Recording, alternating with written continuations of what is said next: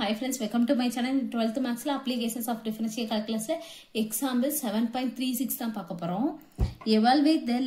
limit x tends to 0 sin x by x square அப்படினு சொல்லி கொடுத்திருக்காங்க.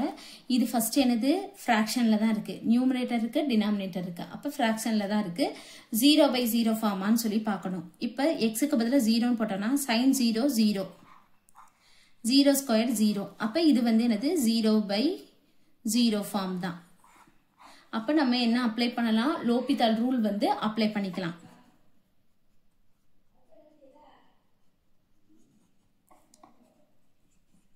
இப்ப என்ன பண்ணனும் லிமிட் x tends to 0 நியூமரேட்டரை டிஃபரன்ஷியேட் பண்ணனும் sin x டிஃபரன்ஷியேட் பண்ணா cos x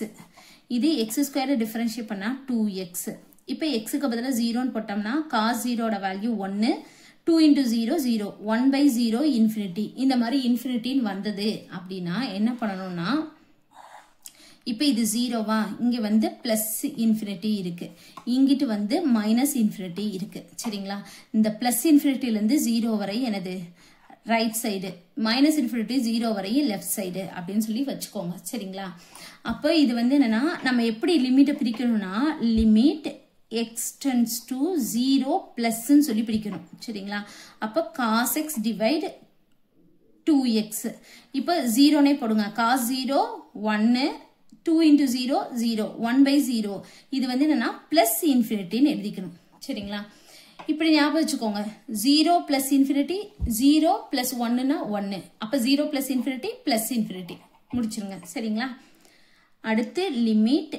x tends to 0 minus இந்த சைடுல உள்ளது minus அப்ப cos x divide 2x இப்ப cos 0 1 2 into 0 0 இந்த இதை எப்படி எழுதணும்னா